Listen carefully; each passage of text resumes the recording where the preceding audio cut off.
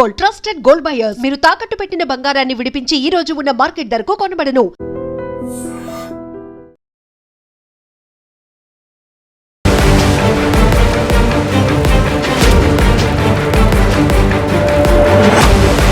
నమస్కారం, welcome to I dream. నేను మీ సంగీత. చాలామంది వైఫ్స్ ఏం చేస్తూ ఉంటారంటే, హస్బెండ్ నాకు నువ్వు వద్దు, నేను విడాకులు ఇవ్వాలనుకుంటున్నాను, నిన్ను చూస్తే నాకు ఫీలింగ్స్ రావట్లేదు, నాకు నీతో హ్యాపీనెస్ లేదు, నేను విడాకులు ఇస్తాను, నా ఇంటి నుంచి వెళ్ళిపో అని చెప్పేసి పంపించడం. అదేవిధంగా ఇంటికి పంపించిన తర్వాత అంటే శ్రీమంతం కానివ్వండి, లేదంటే పాప పుట్టిన బాబు పుట్టిన అమ్మగారి ఇంటి దగ్గర నుంచి తీసుకొచ్చుకోకపోవడం కానివ్వండి, ఇలాంటివి చేసినప్పుడు నా భర్త నన్ను పట్టించుకోవట్లేదు, నన్ను కాపరానికి తీసుకెళ్ళట్లేదు అని చెప్పేసి వాళ్ళు అక్కడ లేకపోతే ఇంటి ముందు వెళ్ళి వాళ్ళు బయట ఇస్తూ ఉంటారు. దానికి మహిళా సంఘాలు కానివ్వండి, పోలీసులు కానివ్వండి కొంచెం సపోర్ట్ చేస్తూ ఉంటారు.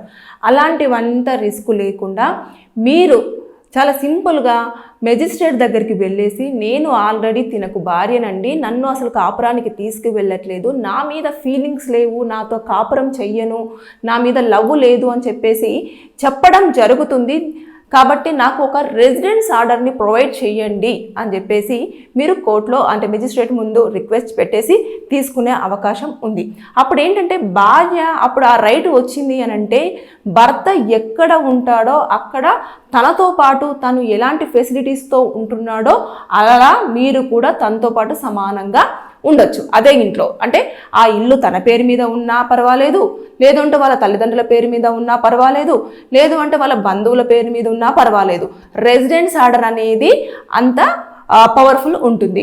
ఇక మీరు అక్కడికి వెళ్ళినప్పుడు వాళ్ళు నో అని చెప్పడానికి కానివ్వండి, మీరు ఇంట్లోకి రాకుండా ఉండాలి, అసలు మీకు వచ్చే అధికారం లేదు అని చెప్పేసి వాళ్ళు క్వశ్చన్ చేయడానికి ఎట్టి పరిస్థితుల్లో వారికి రైట్స్ అనేవి ఉండవు. ఇది తెలియకుండా ఏం చేస్తారు అంటే ఇమీడియట్గా అంటే ఈ రోజుల్లో ఎక్కువగా ఎలా అవుతుందంటే పెళ్ళవుతుంది, పెళ్ళైన తర్వాత కొన్ని రోజుల పాటు చాలా వరకు బాగుంటారు, వైఫ్ అండ్ హస్బెండ్ మంచిగా ఉంటారు. ఎప్పుడైతే కన్సీవ్ అవుతుందో అమ్మాయి అవ్వగానే ఇంకా శ్రీమంతానికి బాబు పంపించు అమ్మాయిని అనగానే పంపించేస్తారు. పంపించినప్పుడు ఇక్కడ కొంచెము ఇబ్బందులు జరుగుతాయి. అంటే కొన్ని ఫ్యామిలీస్ వాళ్ళు ఏం చేస్తారు అంటే, ఎందుకు ఆ అమ్మాయి, మనకు మంచి అమ్మాయి వచ్చేది, కొంచెం కట్నం ఎక్కువ ఇచ్చే అమ్మాయి వచ్చేది, లేదంటే నిన్ను అర్థం చేసుకునే అమ్మాయి వచ్చేది, అలా ఇలా అని చెప్పేసి అప్పుడు ఆ అబ్బాయికి లేనిపోని మాటలన్నీ కూడా ఇక్కడ ఎవరైతే తల్లిదండ్రులు ఉంటారో వారు చెప్పడం, లేదంటే వాళ్ళ బంధువులు చెప్పడం అనేది చేస్తూ ఉంటారు. దానివల్ల ఇక్కడ ఆల్రెడీ ఇప్పటికే ఇక్కడ వీళ్ళిద్దరు దూరం ఉంటారు. ఇకపోతే ఆ అమ్మాయికి ఈ అబ్బాయికి మాట్లాడుకోవడానికి అంత స్పేస్ కూడా ఉండదు. ఇతను వర్క్లో ఉంటాడు, తను పాపతోనో బాబుతోనో లేదు అనుకుంటే ఇంకా తల్లిదండ్రుల దగ్గర ఉంది కాబట్టి ఇంకా ఏదో వర్క్లోనో అలా ఉండడం వల్ల వీళ్ళ మధ్య కొంచెం గ్యాప్ రావడంతో ఆ గ్యాప్లో వీళ్ళందరూ వచ్చి కూర్చుంటారు. కూర్చొని ఇంకా లేనిపోని అన్ని చెప్పడం వల్ల కరెక్టే ఎవరికో ఒకరికి ఇంకా ఈ అబ్బాయికి ఏమనిపిస్తుంది, కరెక్ట్ ఈ అమ్మాయి నాకు సెట్ అవ్వదు, నాకు ఇంకా వేరే అమ్మాయి అయితే బాగా సెట్ అవుతుంది అని చెప్పేసి ఈ మధ్యలో ఉన్న గొడవలను కాస్త పెద్దగా చేసేసి ఇంకా విడాకుల దగ్గరికి తీసుకెళ్తూ ఉంటారు. అంటే రీసెంట్గా ఒక దగ్గర కూడా అనుష అని సుధీర్ అని చెప్పేసి ఇప్పుడు బయట ఇంచి ఉంటుంది, వాళ్ళ తల్లిదండ్రులు ఆ అబ్బాయికి నువ్వు ఈ అమ్మాయి సెట్ అవ్వదని చెప్పేసి బెంగళూరుకి పంపించేశారు. సాఫ్ట్వేర్ ఇంజనీర్గా పనిచేస్తూ ఉంటాడు. నా భర్త నాకు కావాలి, నాతో ఎలాగైనా మాట్లాడాలి, నాతో మాట్లాడట్లేదు, మా అత్తయ్య మామయ్యనే కావాల్సుకొని నా భర్తను దూరం చేస్తున్నారు అని చెప్పేసి తన ఆవేదన వ్యక్తం చేస్తుంది. మహిళా సంఘాలు కూడా తనకు సపోర్ట్ చేస్తూ ఖచ్చితంగా అబ్బాయి రావాలి, వచ్చేసి ఇమీడియట్గా సమాధానం చెప్పాలి అని చెప్పేసి అంటున్నారు. అంటే ఆ అమ్మాయి ఎప్పుడైతే వచ్చిందో శ్రీమంతానికి పంపించాడు, పాప పుట్టింది, పాప పుట్టిన తర్వాత ఇంటికి తీసుకురావట్లేదు. ఎన్నిసార్లు అడిగినా కూడా వద్దు, నాకు నీ మీద ఫీలింగ్స్ రావట్లేదు, నువ్వు రావద్దు, నేను విడాకులు ఇద్దాం అనుకుంటున్నాను నీకు అంటే, పిల్లలు పుట్టిన తర్వాత ఫీలింగ్స్ పోతే నువ్వు విడాకులు ఇచ్చేస్తావా? దాన్ని కోర్టు అంగీకరిస్తుంది అనుకుంటున్నారా? ఎవ్వరు అంగీకరించరు దాన్ని. ఇలా చేయడం అంటే ఇంకా రోజుకొకరితో వెళ్ళాల్సిందే ఉంటుంది. ఇంకా దానికి పెళ్లి మీద ఉన్న ఎంత పవిత్రత పోతుంది కదా. కోర్టు కూడా దీన్ని ఏమి గ్రౌండ్ పాయింట్గా తీసుకోదు. హిందూ మ్యారేజ్ యాక్ట్ ప్రకారంగా ఎవిడెన్సెస్ అన్ని చాలా క్లియర్గా ఉండాలి. ఎందుకు ఏంటిది, మానసికంగానా, శారీరకంగానా, లేదంటే ఇంకేమన్నా ఎలాంటి ఇతరగా సంబంధాల ఏమైనా ఉన్నాయని చెప్పేసి మీరు కనుక చూపించగలిగితేనే మీకు విడాకులు ఇవ్వడం అనేది జరుగుతుంది. అంతేగాని మీరు వచ్చి అడగగానే నాకు ఫీలింగ్స్ రావట్లేదు, నా భార్య అంటే ఇష్టం లేదు, తన మీద నాకు లవ్ రావట్లేదు అంటే విడాకులు ఇవ్వడానికి కోర్టు రెడీగా లేదు. అసలు ఏ చట్టంలో కూడా లేదు, ఏ సెక్షన్స్ కూడా దానికి అప్లికేబుల్ అవ్వవు. అది అసలు మీరు ఎట్టి పరిస్థితుల్లో కూడా మీ మైండ్లో కనుక ఉండుంటే అసలు తీసేయచ్చు మీరు. ఇప్పుడు ఈఎంఐకి ఉన్న రైట్ ఏంటంటే రెసిడెన్స్ ఆర్డర్.